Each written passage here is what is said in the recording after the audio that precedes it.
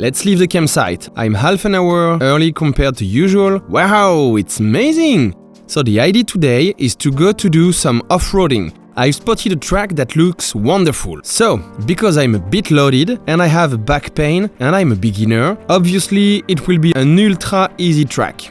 But in fact, what interests me is the landscapes that I can access.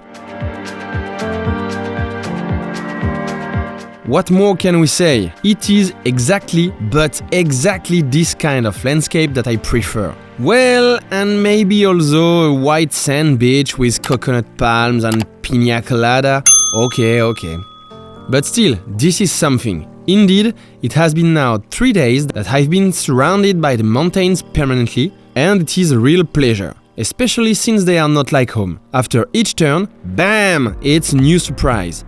Here, one more German in reserve. Come on, sorry sir, but you are in front of the landscapes. This morning, I have to go through the mountains to reach the town of Cortina d'Ampezzo. So, I had spotted a small road for that, but I didn't thought it would be so beautiful. This route will definitely be found in my guide for discovering Dolomites, and you will have the link under the video. Here, I am really in the heart of the Dolomites. These massifs are disturbing for the sense of direction because since they all have a little bit the same morphology and that I turn around them in all directions, I have the impression of having already seen them, but the roads are always very different. In short, I will stick to following the track on the GPS.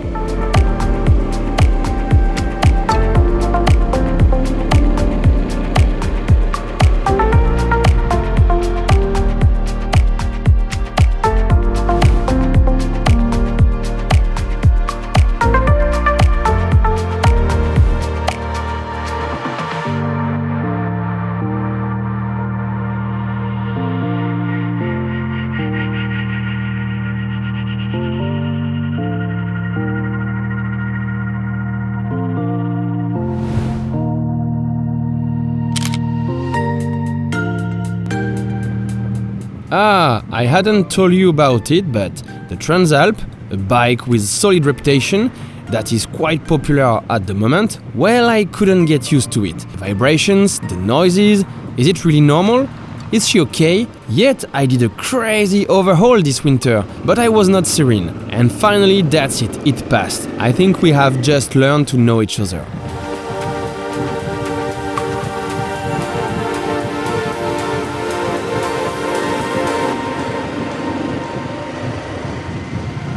Small gasoline break in Cortina d'Ampezzo, a big city very touristy and very rich as you can see. So after, it will be direction the small track that I've spotted, which takes us down on a beautiful lake.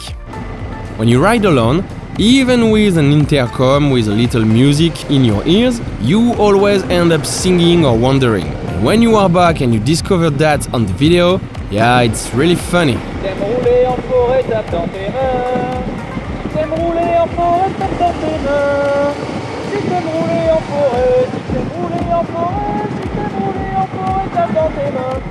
I'm enjoying the ride so much. The road slaloms quietly through the forest. The air is cool. I'm lying on my rear bag behind to relieve my back. I drive like a grandpa, but I love it.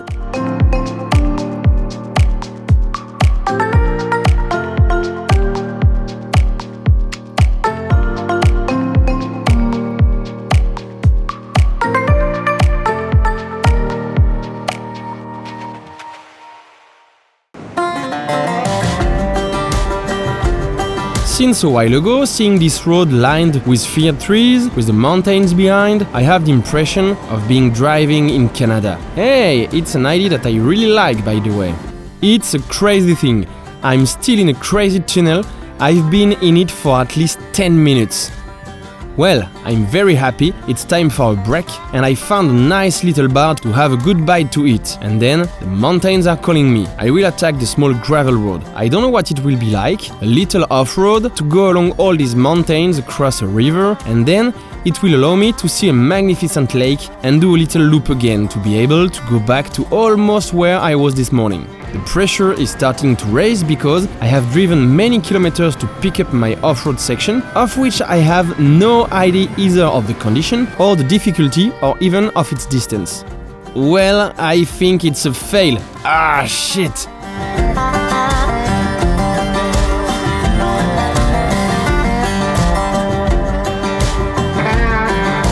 Well, I went back to the bar, I asked the waitress, and she said, yeah, it's closed, but it's not closed. She said to me, don't worry, enjoy, go ahead. So, we will see. She also said to me, if you see someone strange on the side of the road, just hit the gas. Okay, I'll do it. Yeah. Neither am I a huge fan of the concept, but I didn't feel like going back either. And then I have the blessing of the main drunk customer of the bar, which assured me that on the one hand there was nothing clear on this subject, and on the other hand that there was no one in the middle of the week, so up, on we climb.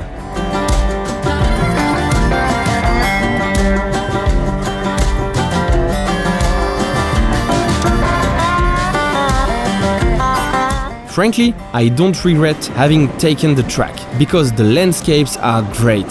For the moment, the track is very smooth. Even if I am well loaded with my mixed tires, things are going pretty well, for the moment.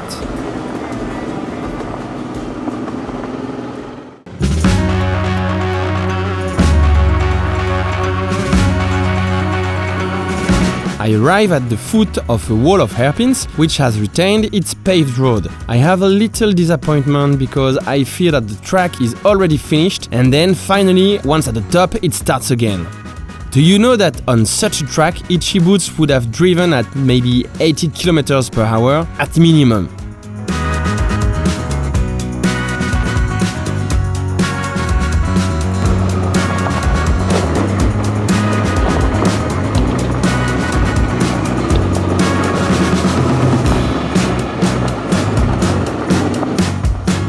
And then, after a small church, lost here, it suddenly climbs straight up.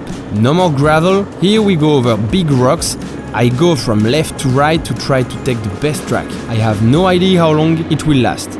I hear the stones jumping from everywhere under the Transalp. I pray that the GV suitcases remain securely attached, and I keep a certain speed to challenge myself a little. Well, I never thought it was so physical. The cardio goes quickly. I have the Transalp, which traces its course, dancing in all directions. She looks happy. Actually, I don't know why, but I've been itching for months off-roading, but like a lot. I want to go to lost corners of nature and to be able to access places that are deserved, so I just brought back home a little while ago a two-wheeled machine which should be comfortable for that. I mean, even more than the Transalp. To follow this project, which will start this winter, remember to subscribe to the channel and to click on the small bell to turn on the notifications. Wow, well, it was really exhausting. Is everyone here? Yeah, looks like. I land on the road, which I thought I would find a little further away. Next stop, Lake Souris. There, I read that there is a section in the middle of nature at the top, but that you have to be confident in your brakes. And how can I tell you? This is not the asset that we keep on a Transalp. Therefore, I will rather stay on the small roads. It's sad because when I had done my researches for the trip, I saw that on this gravel road I did, there was a super beautiful bridge. I wanted to go over it. It was really something vintage. Well, except the bridge was on the side of the track, torn off. They were redoing the road. In any case, still a crazy environment to ride. So now, to go to my lake, the GPS announces me, wow, it announces me a lot of time for 20 kilometers. So I don't know what to expect. It's not bad as a backdrop, isn't it?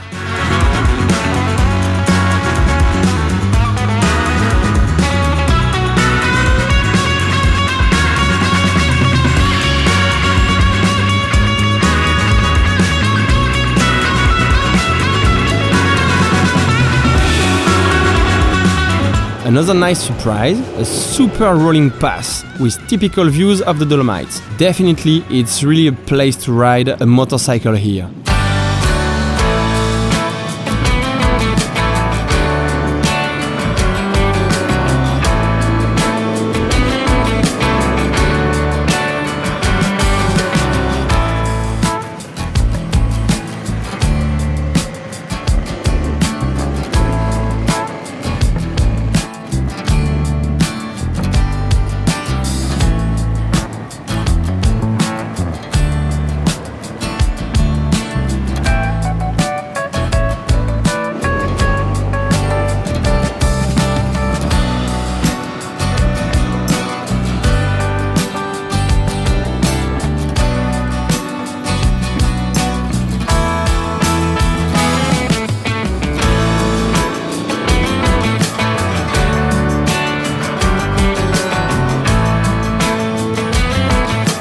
I finally arrive at Lake Souris, which I didn't imagine at all like that.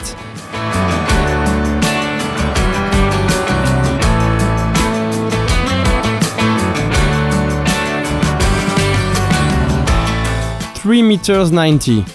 I may have to sit down or I won't go there. Welcome to the bowels of the world. Hey, wait, don't I have lights? Oh yes, a bit better. How do I find such places? What is this stuff? It looks like it was dug yesterday.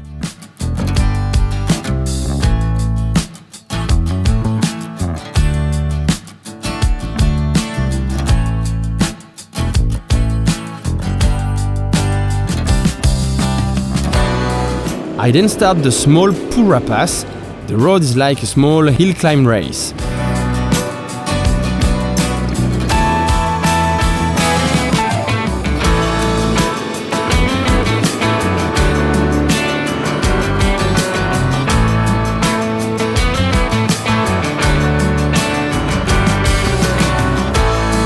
Passo Pura. Well, there you go. This little pass was really good. Excellent. So now we're going down.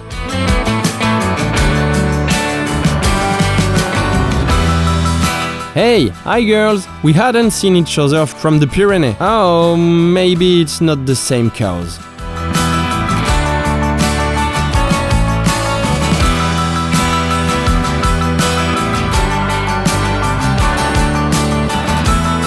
Round trip towards Cortina d'Ampezzo, another hour and a half on small roads like this, with the Dolomites as a backdrop. This road will continue like this for at least an hour. Nothing better to end this day, different from the others.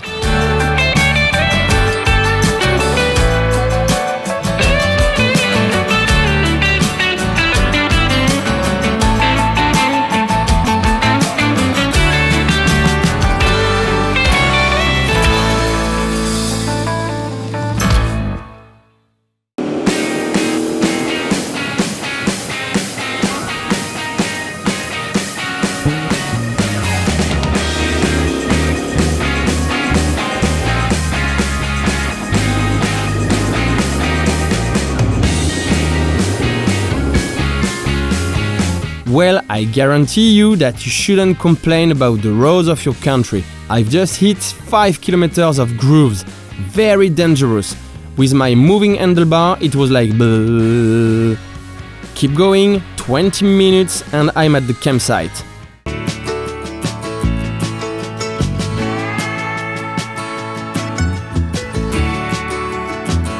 Woo! The sign said no campers, but it is for the camper van. Tents and small vans are okay. And well, it's exactly what I have. So let's try to find a nice place. I hope you enjoyed this little loop. If you don't want to miss the next episode, subscribe to the channel and turn on the notifications. Tomorrow, I'm going to the local lakes and then I'm heading for Austria. I have already seen incredible landscapes and I'm not at the end of my surprises, believe me. See you in the next episode.